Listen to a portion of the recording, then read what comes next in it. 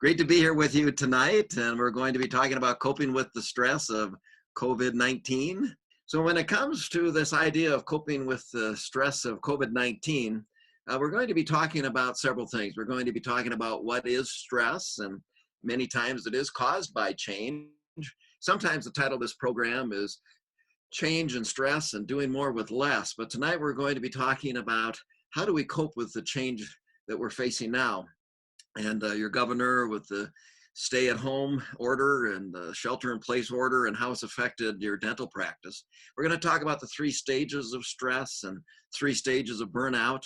Then I'm going to provide 15 physical remedies and 15 psychological strategies that will help us to manage the stress, because we certainly don't want to become burned out. So when we say that stress can sometimes be caused by change, there's a 2-step approach to this. Change can happen overnight. It's external, it's physical. Sometimes we haven't had impact or control of that choice, and we're just going to have to respond to it. And that response is what we call transition. So change can happen overnight. It can be the governor's order for stay at home, the pandemic, the COVID-19 takes us by surprise. And then how do we respond to that? So when it comes to the transition, that's much more personal. That's internal. It's the anxiety, it's the concern, it's the frustration, it's the stress that causes because we tend to worry. So change is physical and external, but transition is psychological and internal, and that's what we're going to be working with tonight. So there's 3 key drivers of change: technology, information, and people. And given the situation we find ourselves in right now, all 3 are in play. We are dealing with technology now to provide the continuing education and to connect with our staff and our customers and our families, and information that we're getting from Washington, D.C. and Lansing has an impact on how people are going to respond and react. So usually it's only one of these 3 key drivers, but given the pandemic, all 3 are having an impact on how we're going to work together differently in the future. So making the most of change, there's 4 stages. The first is transition starts with an ending. Problem is we don't like endings. We really liked it about a month ago when we came to work completely competent, completely confident, and now the whole business model has changed and how we interact with patients and staff. Then we go into a neutral zone. Can't go back to the way things used to be. Not sure how they're going to be. It's kind of like nighttime between yesterday and tomorrow. And then we still need to launch a new beginning. Someday, at some point, the doors will be open. We'll be back in business. Not the same. We're going to have to figure out some new processes and procedures and protocols. And throughout those 3 steps, the key is to take care of yourself. And that's why the stress management is so important. So transition starts with an ending. So you have to think about who's losing what. It could be the routine, the sense of competence and confidence, the satisfaction of being skilled and talented in what we do. And now that's has changed. And you have to think about what's over for everyone: the camaraderie, the interactions on a daily basis, the face-to-face interactions with our patients. And so, everyone is kind of missing or feeling that loss of those relationships. Don't be surprised by overreaction from staff and from your patients. Some patients were already scared and anxious coming to see the dentist. Now they're kind of petrified. And with our staff, it's when we talk about what's essential and emergency only, and then we're dealing with just maybe getting them comfortable when it comes to our patients, kind of patching them up in a way. We don't feel like we're doing our best work. And so much of our self-concept is in what we do, so that is going to be affected too. And it's hard not to take it personally when it's our job, it's our career, it's what we do well. And we have to look for continuity of what really matters, and that is we're going to stay in dentistry, we're going to provide the services that we can, and we will slowly ramp back up, and it's just going to be a little bit different than it was before. Certainly marking the endings has already occurred, and we can't go back to the way it used to be, and we're not quite sure how it's going to be. So in your conversations or daily check-ins with your staff, you have to talk about what are some of the endings you or your coworkers are anticipating or experiencing. Some of those will be quite personal. Some of them are more professional. But you got to talk about what's over for each person in your staff, and what's over for everyone, and what's going to continue. What are we going to continue to do? Managing the neutral zone, anxiety rises about 50%, motivation falls about 50% because of the stress. And the absenteeism usually goes up 3 times the normal rate in just normal change. But, it's going to really be something when it comes to, what we face with a pandemic. Our task is to really foster innovation, to become more of a learning organization. We're not losing, we're learning. It's research and development. It's kind of building the airplane as we're flying it is what we're dealing with now. So we got to normalize the neutral zone by encouraging experiment, sharing creative ideas of how we can provide the services we always have, but just in a different way. And sometimes it helps to create a metaphor. Uh, in my business, the metaphor I use is a roller coaster, a lot of ups and downs and twists and turns. It can sometimes be terrifying to be on a roller coaster, but it's also exhilarating. And so thank goodness I love roller coasters. And so if we can figure out some sort of a metaphor or some lyrics in a song that we can manipulate to come up with a mantra, that we have a way of managing our own morale, that helps quite a bit to get through the neutral zone. So talk with your staff about what's causing them anxiety and what's a metaphor we can come up with, whether it's a song or maybe a game show or maybe it could be some sort of a metaphor or analogy that we can all feel like we're in the same boat. And what can we do temporarily with all the systems and procedures that will help get us through the COVID-19 in one piece.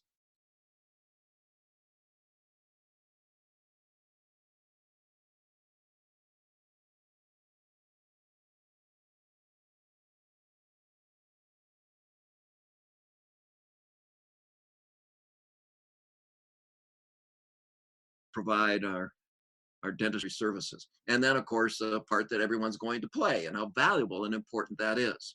So whenever we're making these changes, any minor change in behavior, we have to recognize that success and celebrate those successes right away. So, discuss with your staff and those daily check-ins. What's the purpose of the change? What is this going to look like? And what's our plan? And the part that each person is going to play. And that I always find that information soothes anxiety. Not talking kind of stirs trouble. So as much as we can have those open conversations, the better. Now, as we do this, though, we're going to be under a tremendous amount of stress. So you have to have those conversations about what is actually changing and what's really over for you, either as a dentist or a dental hygienist or a dental assistant. But how is it going to impact your interactions with your patients and with your colleagues and coworkers? And we have to identify, maybe outside of work, some interests, relationships, or hobbies or recreational activities that maybe we had not been participating in the last few years because we were in that routine of our careers when everything was kind of just like on automatic pilot.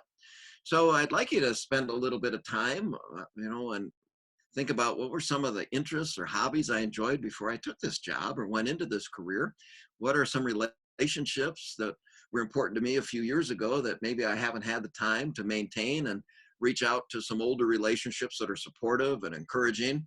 And maybe there's some recreational activities that you have not ever participated in or used to.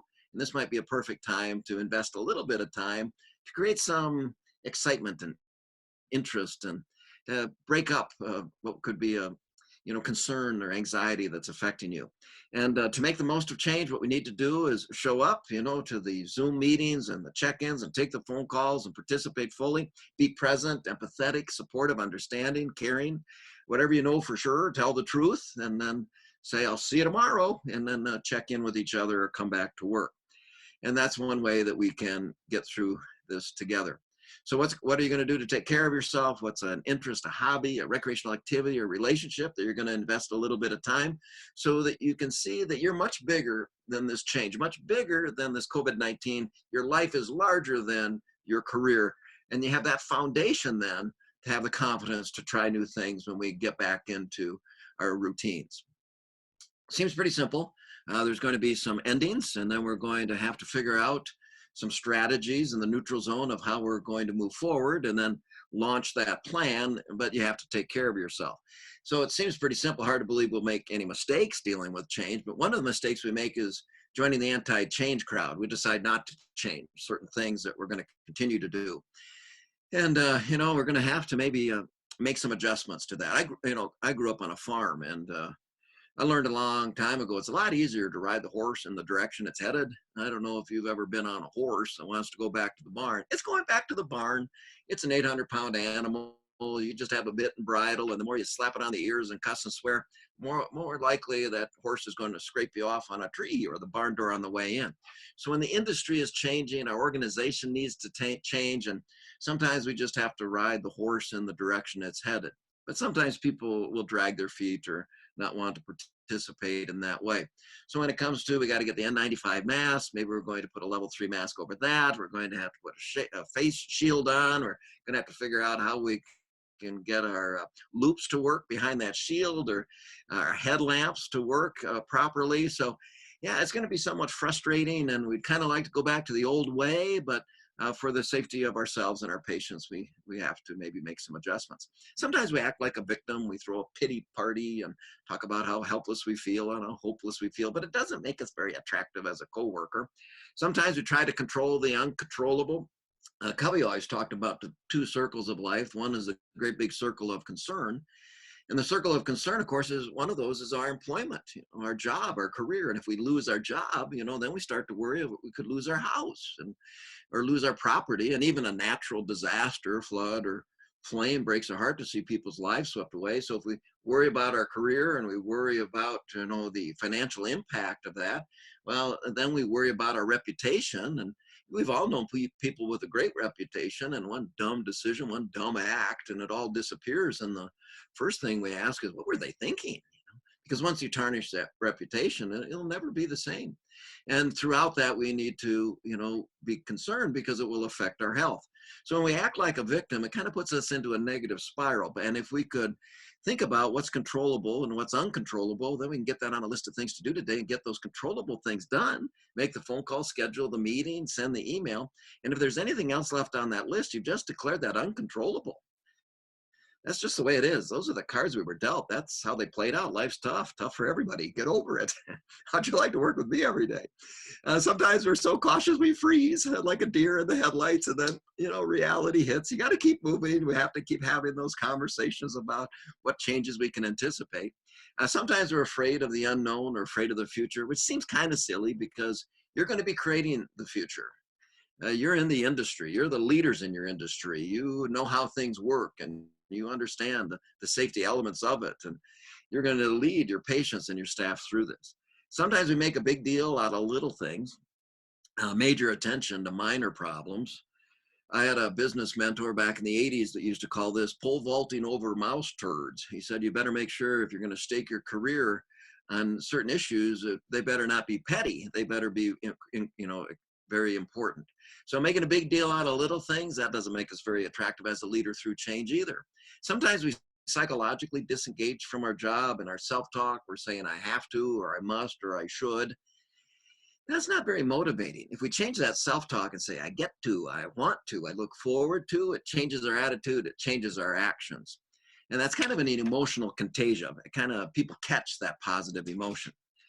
Sometimes we try to get all the answers in all the directions. Well, they're still making it up, whether it's Washington, D.C. or in Lansing. So we're just going to have to be agile. We're going to have to be nimble. We're going to have to be flexible. And the bottom line is, what usually causes us the most problem is the failure to manage the stress. So let's get to that, because that's what this is all about. How do we cope with the stress of COVID-19? So what is stress? Well, basically stress is that wear and tear caused by life. According to the research by Dr. Leonard Hayflick, the human body does have the biological potential to live to about 130 years, but we don't find very many people living into their 110s, 120s, or 130s. And one of the main reasons is because of stress, this erosion or corrosion caused by life because of these shocking events that we face in our lifetime. So let's take a look at this. We start out with a biological potential of 130 years. My oldest brother, Cabot, had the whooping cough when he was a child, and my parents were concerned they nearly lost him. So he starts out with a biological potential of 130 years. He gets a whooping cough, he's down to 125 years. Maybe as we were going through adolescence, our self-esteem was low, stress was high. Now we're down from 125 down to 120. Or maybe in our late teens and early 20s, we got involved in some racy relationships. Now we're down from 120 down to 115. Or maybe we bought a small manufacturing company when we were 21. Now we're down to 57 or so. But some of these choices we make in life have an impact on that wear and tear, this erosion or corrosion caused by life. And it attacks us in two fronts. It's a physical state, we get tired. It's a psychological state because we tend to worry. And the mind has a hard time telling the difference between what is real or what is well imagined. Now, according to the Nightingale Foundation, about 40% of what we worry about never happens. About 30% of what we worry about already has happened. We're reliving it. Ruminating over it, but it's already happened. We just haven't accepted it. About 12% of what we worry about are needless healthcare concerns, like heart disease or cancer. Am I going to have a heart attack like my dad? Am I have cancer like my mom?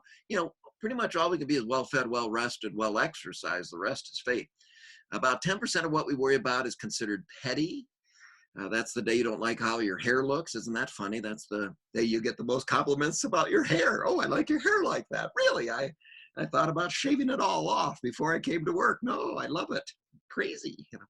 So about 8% of what we worry about, we should be worried about. The problem is trying to figure out which 8% that is. Now, Mark Twain used to put it this way. Imagine 10 troubles rolling down the road at you like tires. Can you imagine that? 10 troubles rolling down the road at you like tires. Probably 9 will roll in the ditch before they ever get to you. We tend to worry about a lot of things that simply never happen. But when we worry about those things, it creates the stress response. When we worry about how much differently we're going to have to do our job, even though we're not doing that right now, kicks us into a stress response. When we worry about whether or not we put enough money aside to get the kids through college, even though right now they're in grade school, kicks us into a stress response. When we worry about whether or not we set enough money aside to retire comfortably, even though we're not retiring for years from now, it kicks us into a stress response. So the mind has a hard time telling the difference between what is real and what is well imagined. But we can also use that to our advantage, and we'll talk about some strategies to do that here in just a few minutes. There's 3 stages of stress. The first stage of stress is the alarm stage, and we wake up to an alarm clock in the morning, or our radio blaring in the corner, and we have a response, either fight or flee. Fight, we get up, shower, head out to work. Flee, hit the snooze button, get 10 more minutes, and no matter how well or how poorly our day goes, we'll be exhausted. Now, that's a quick trip through the stress response, but this is something we inherited from our ancestors 50, 60,000 years ago. Let's say I was your ancestor, hairy cave dweller, and I'm outside on this beautiful evening with my beautiful wife, Harriet, and we have a little fire in front of our cave. We snared some sort of rabbit rodent, going to have a little red meat in our diet, and all of a sudden in front of our cave, there jumps a mountain lion. Well, we become alarmed. Adrenaline's pumped into the system, blood sugars are released, my heart starts to pound, I start to pant, a constriction of blood flow to my extremities. So if I'm bitten in battle or lacerate my feet running through the jungle, I won't bleed to death. But I also change psychologically. I look for points of vulnerability, areas that I can attack, and weaknesses. I don't look at that mountain lion and think, wow, what a beautiful coat of hair. No, I'm thinking about break its jaw, break its paw, and whether I wrestle that big old pussycat to the ground or run through the jungle until I was safe. According to the research by Dr. Ken Dykewald, our ancestors would literally lay down and sleep 20 to 40 hours before they'd be back to homeostasis, the condition they were in, physically and psychologically, before the mountain lion jumped in front of the cave. Now, if that same old survival mechanism is kicking in today, and it is, what's the problem with that equation? Well, we're not getting the 20 to 40 hours of sleep every day.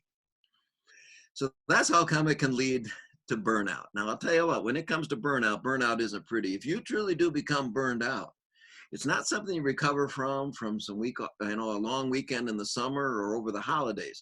If you truly do become burned out, according to the research by Dr. K.W. Sennert, it can sometimes take 2 to 4 years to recover from burnout. And I've never had anyone ever come up to me and say, oh, Kit, the years I was burned out, those are the best years of my life. No, they're the longest days of your life. But we should be able to see burnout coming too. First stage of burnout is physical fatigue. You're exhausted.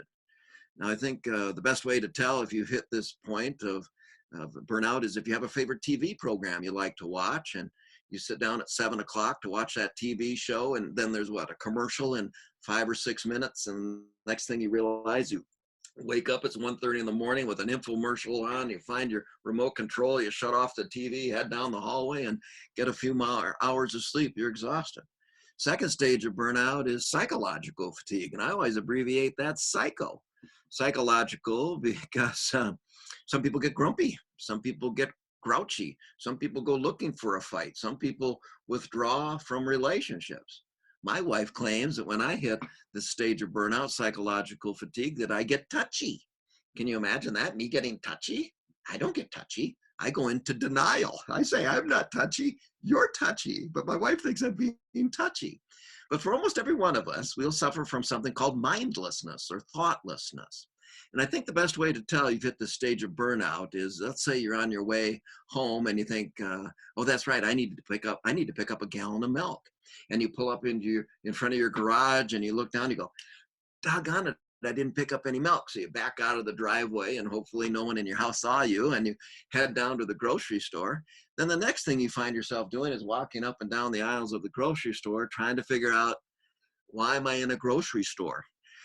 So you grab some paper towels and they never go bad. Grab some toilet paper, can always use that. And get up in the checkout line and you look in someone else's cart and they have milk. So you go back to the far corner of the store, get your milk, and walk out with $20 of other grocery items. And the next thing you realize, you're pulling back into the parking lot at work. You ever walk into a room and can't remember why you walked into the room? That's the second stage of burnout. At this point, OSHA claims 16 days a year of work loss. Physical fatigue, people get sick. Psychological fatigue, because people get hurt. They stumble over things. They have accidents. They run into each other in the hallway and knock each other down. And then the last stage of burnout is spiritual fatigue. And spiritual fatigue is a sense of hopelessness, helplessness, thoughts of escape, don't feel competent on the job anymore. You're not winking at yourself in the mirror anymore. You don't want to deal with your patients anymore. You're just sick of it. I think the best way to tell you've hit spiritual fatigue is, I think it's on CBS. There's a TV show that the entire TV show is a bunch of stories about people that have run away to another part of the country for 5 or 10 years and none of their family and friends can find them. And as you're watching that TV show, you're wondering if you could do that. Could you just run away for 5 or 10 years and your family and friends couldn't find you? Just take cash. Credit cards and checks are too easy to trace. Just take all the cash you can find. It seems silly we call this burnout. I mean, who doesn't get tired every once in a while? I agree. And who doesn't get grumpy or grouchy every once in a while? I agree. And who doesn't lose hope every once in a while? I'll agree. But if we stay in these stages too long, we will become burned out. We might miss out on the best 2 to 4 years of our life, or our kids' life, or our parents' life. So I don't want you to become burned out. So let's take a look at some of these questions that we need to ask and the answers we're going to provide tonight. 3 questions. How well are we avoiding unnecessary stress? So what can we do to sidestep some of the stress that we're feeling? Certain relationships, certain activities, maybe we can just skip a couple of those. How well are we responding to unavoidable stress that comes with our career, that comes with the family dynamics, social dynamics, all those changes that came with COVID-19? And then how well are we practicing good health? Are we well fed, well rested, and well exercised? So let's take a look at some physical remedies. First thing I'd like you to do is get organized, personally and professionally. What did our parents used to say? A place for everything and everything in its place. Awfully good advice. According to Chris Publications, in their book on time management, they claim we spend on average, personally and professionally combined, 45 minutes a day just looking for things. 6 work weeks a year just looking for some things. So we need to get organized. Now, I don't know if that's going to take 2 hours, 2 days, or 2 weeks, but let's get organized, personally and professionally. I have it right here. I know exactly where it is, and it gives us much more confidence, and it gives us much more comfort. Also, I'd like you to have a proper diet. I'd like you to work into your diet some of those, what do they call them? Fruits and vegetables into your diet. Should have a colorful plate every time you eat. I'd like you to put together some sort of an exercise program.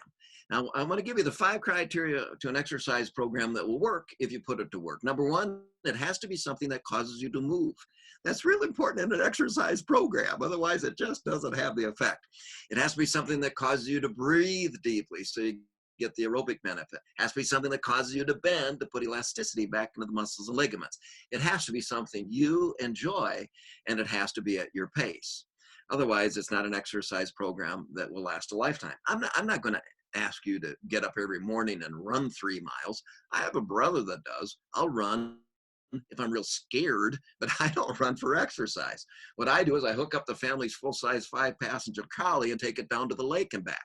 Causes me to move, breathe, bend.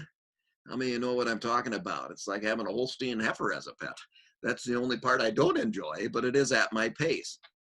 Kids wanted a dog, and I ended up with an exercise program. I'll walk that dog as long as it lives. I'm estimating another 3 years, 8 months, but it is at my pace, and it is something I enjoy, and it causes me to move, breathe, and bend. You might take a little time and look up some YouTube videos on massage for those areas in your neck. Now, my first stress symptom is I get a knot on the left side of my neck and then a headache in my left temple. My wife, though, she gets a stomach ache. So I can be crawling on the floor because I have a headache. I won't even notice she's crawling on the floor because she has a belly ache because it's a different symptom. So I have to be aware of how I'm going to relax those muscles in my neck and some massage techniques. And so if you have a partner, watch a couple videos and maybe give each other a massage.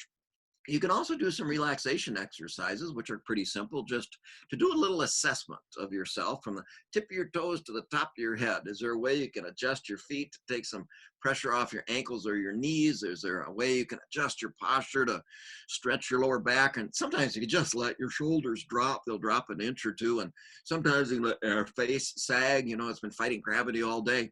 But see if there's some relaxation exercises you can perform to manage the stress. Do some deep breathing. Now, according to Dr. Bert Decker, deep breathing is you inhale 5 seconds, hold it 15 seconds, and exhale slowly for 10. And do that 4 times. Takes 2 minutes. It expands your lung capacity to nearly 80%. Gives your heart an opportunity to pump the blood through the system twice. Oxygenated blood is fuel for the brain. You've just gone from unleaded gas to jet fuel. You're quicker thinking, more articulate, more vocabulary available to you, and quicker wit. It also lowers the pitch of your voice, softens the tone of your voice. You sound warm and cooperative, even if you're not. And it also stimulates blood flow to other parts of the body. So do some deep breathing. Do some gentle stretching. So maybe tip your head to the side for about 5 seconds. Slowly bring your head back up so the muscles don't spasm. Do that a half a dozen times. Tip your head to your chest, tip your head back. Might pull your arms across your chest half a dozen times, but be very gentle with your stretching. Get out of the rut of routine you find yourself in. Every once in a while, take a different route home from the grocery store, or take a different route home from work, or when you run your errands, and say, hey, look at that. Wow, another quick trip, or, oh, wow, good, another holiday store.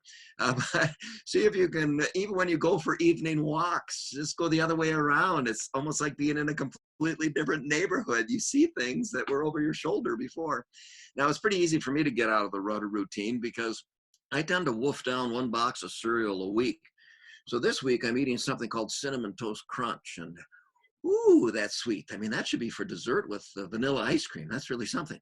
Last week I was eating something called Basic 4. I don't know if you've ever eaten that, but it kind of tastes like silage. It has sticks and leaves and bugs in it, I think. And then 3 weeks ago I was eating something called almond nut clusters. That had a squirrel on the box, and I kind of wonder if it wasn't for squirrels, because the roof of my mouth just healed on Tuesday night, and that's pretty coarse stuff. So that's how I kind of live it up. I kind of mix up the breakfast cereal so I don't get in that rut of routine first thing in the morning. I'd also like you to consider taking some walking breaks. So let's take a look at this and see what we can learn from this little video about that. Hi, this is Kip Welchland, and welcome to seminarsonstress.com. Today's video blog is on stress management. The question is, should I take a hike?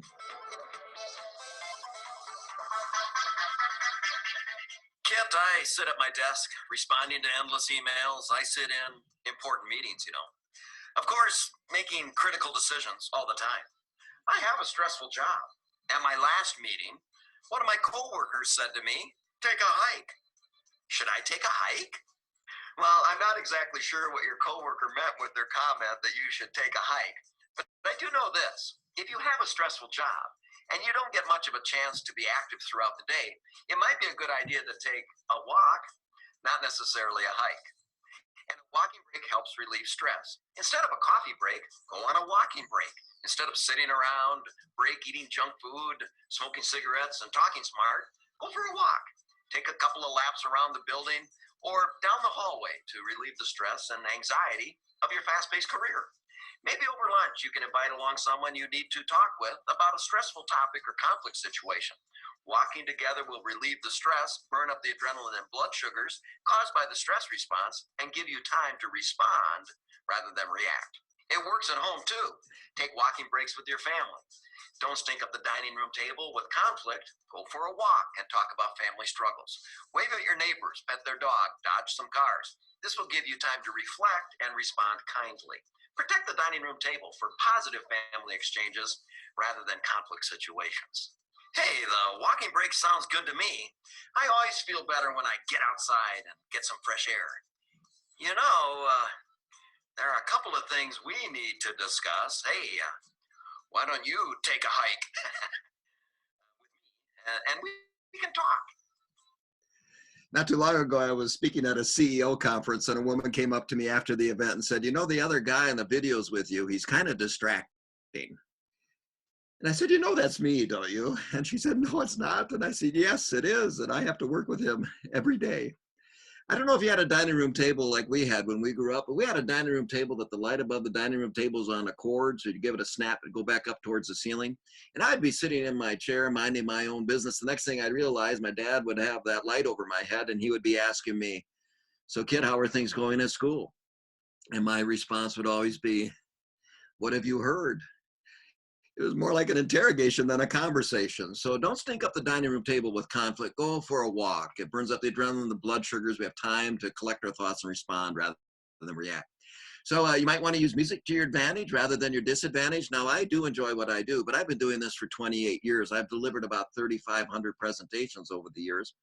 And when it comes to music, it really helps me when I just don't feel like it that day. So about once every, I'm going to say every 4, maybe 5 months, I just don't feel like it. I have a playlist that I listen to. It has ELO, 38 Special, REO Speedwagon, Styx, Van Halen, Cheap Trick. And by the time I get out of my SUV, I'm like, give me a microphone, give me an audience. But that's not the way my wife wants me to come home at the end of the day. So I have a different playlist I listen to that starts out with Neil Diamond, because Neil sings in my range. So I croak along with Neil. Then next song, a couple of Roy Orbison songs. I try to hit the high notes with Roy, and then a couple of Larry Graham songs with a beautiful voice. And then there's even a Barry Manilow song on there.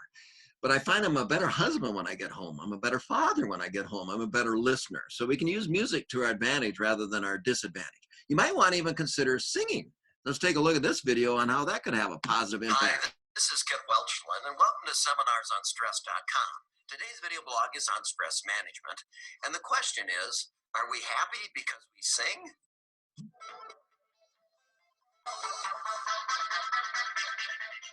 La la la la la, la la la la la.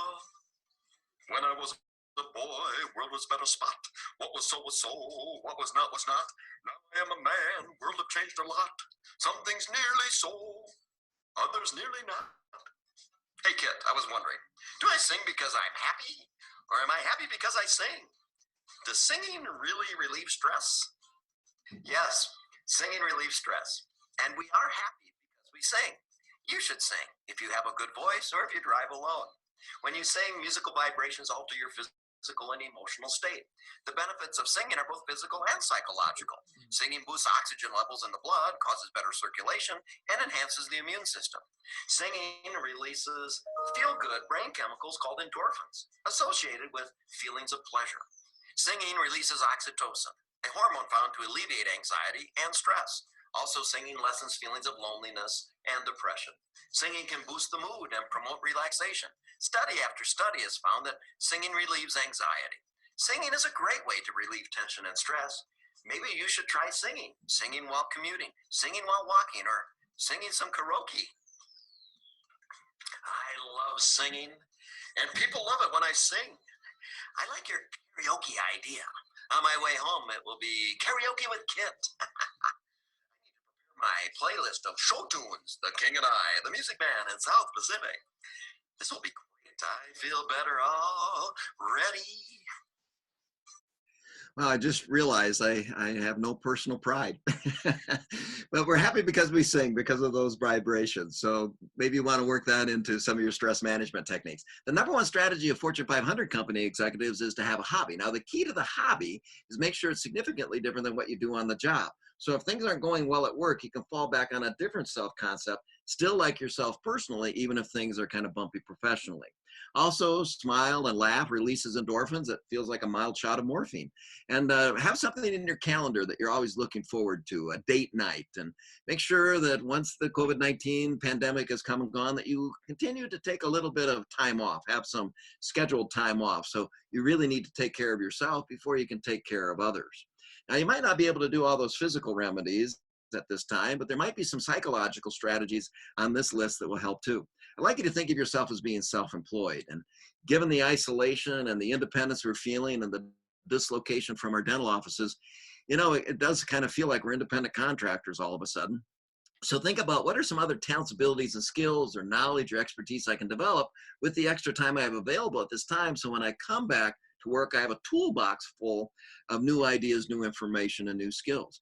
You want to continue your education, be creative about it. Maybe there's some YouTube videos, maybe there's a newsletter or two that you can pick up. But we want to make sure that, you continue your education because it takes our mind to a different place and relieves some of that tension and stress and focus on what has been changed. I set long-term goals. Back when I started in the speaking business in 1991, we used to ask people to plan their life in decades. What are you up to for the next 10 years, 20 years, 30 years, 40 years? We called those life scripts. Now it's hard for me to get my clients to think past the next 12 months. Also, I'd like you to put together a past accomplishments reference, 25 success stories from when you're a little bitty kid till now. Any award, certificate, plaque, trophy, ribbon, acts of kindness, volunteerism, anything you should have been, pat on the back, job well done. I'd like you to put together that list of 25. And when you get back to work, you don't make people read it to see how cool you are, and then you'll talk to them, but it's for your eyes only. And the next time you face a challenge or an obstacle, you pull out that list of 25 success stories where you were the hero or heroine in every one of them. And you will see that it's just an opportunity to get something else on that list. You can do positive visualization. Instead of imagining things aren't going to go well, imagine things are going to turn out just fine. I came across a study one time that claimed human beings are successful 95% of the time. That 19 out of 20 times what you attempt, you do attain. So the odds are in your favor. So positive visualization, imagining things will turn out just fine, probably it will be true. And positive affirmations, get in the habit of paying yourself a compliment even when nobody else is. Say, I'm good enough, I'm smart enough, and doggone it, people like me. You keep saying things like that, you'll be a US Senator someday. Go on a mental vacation. Close your eyes and go to the river, go to the pond, go to the lake. I understand in Michigan, you can't go to your second home if you have one. So just closing your eyes and imagining it. Blood pressure will drop, heart rate will slow, stress will dissipate. I always play my best round of golf in my mind. I'm driving the ball straight down the fairway. My approach shots are sticking on the green. I'm putting like a madman. And I don't have to deal with the traffic. I don't have to deal with the green fees or deal with the mosquitoes either. So when it comes to a mental vacation, just imagine being there for just a minute or two, and you'll feel stress wash away. Alter your interpretations. Get in the habit of saying at least.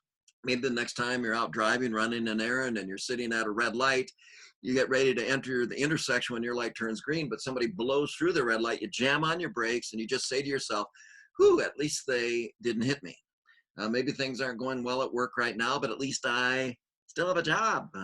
Maybe things aren't going well in your marriage right now, but at least I'm still married. I mean, if they're still throwing dishes at you, you still have a chance. There's still a relationship. Well, you might want to draw a line through that one, but alter your interpretations. It could always be worse. We know that. It could always be worse. And I'd also like you to understand your emotions so you can respond appropriately. All information simply comes through our senses. It's just raw data. No meaning's been applied to it. It's our interpretation that creates our feelings. Why did this happen? Why did this person say this? Why did this person do this? Now, based upon those interpretations, it'll give us a certain feeling. And once we're trapped in that emotional state, it limits our options of what we would say or what we would do when we feel like that. And then we express our best, hopefully, best option. So remember that old idea of collect your thoughts is pretty powerful, pretty important. And when family dynamics are changing and we're spending a lot of time together and kids are in the house and there's schoolwork or, we feel guilt that we can't see family members, all those sort of things, sometimes we kind of don't pay attention to our emotions and it can cause some relationship trouble. Take a look at this story.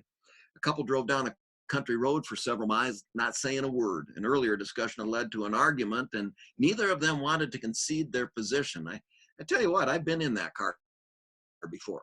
As they passed a barnyard of mules, goats, and pigs, the husband asked sarcastically, "Relatives of yours?" "Yep," the wife replied, "in-laws." So, understanding our emotions and responding appropriately, both people had different options on how they could start the conversation and also how they could respond to it. So, if we collect our thoughts, I know it's an old idea, but you think at 800 to 1200 words per minute. It only takes a few seconds to double check your interpretation and kind of do a little cognitive complexity as far as what kind of a feeling do I want to create, and then what is my menu of options, and then you select your best option.